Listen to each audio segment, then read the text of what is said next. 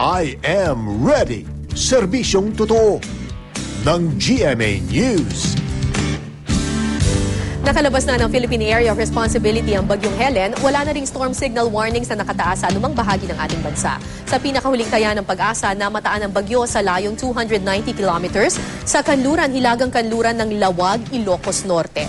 Taglay nito ang lakas ng hanging aabot sa 85 kilometers per hour at bugsong aabot sa 100 kilometers per hour. Patuloy itong kumikilos palayo ng bansa sa direksyong pakanluran-hilagang kanluran sa bilis na 24 kilometers per hour. Pero kahit nakalabas na ang bagyo, makakaranas pa rin ang pag-ulan ng ilang bahagi ng ating bansa. Dahil po yan sa umiiral na hanging habagat na lalong pinaiigting ng Bagyong Helen.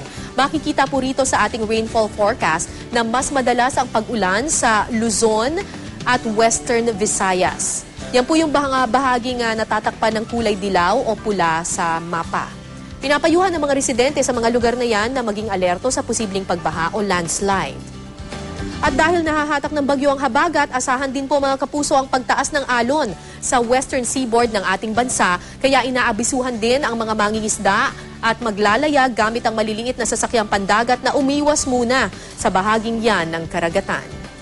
Tingnan naman natin ang lagay ng panahon sa buong bansa ngayong araw. Sa Luzon, inaasahan ng mas maaliwalas na panahon kumpara nitong mga nakaraang araw. Pero makakaranas pa rin ng mga pag-ulan.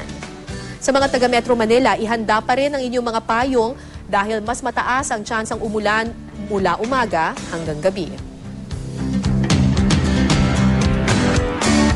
Sa Visayas, asahan naman ang mas maaliwalas na panahon maliban po sa Boracay kung saan magiging maulan ang panahon dyan.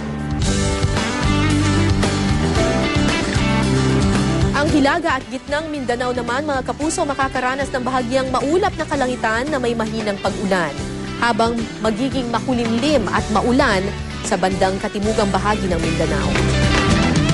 Para sa karagdagang detalye kaugnay sa pinakabagong taya ng panahon, pumunta lang sa GMA News weather page sa www.gmanetwork.com/news/weather. Ano man ang panahon, magplano, magsiguro, makibalita sa GMA Weather.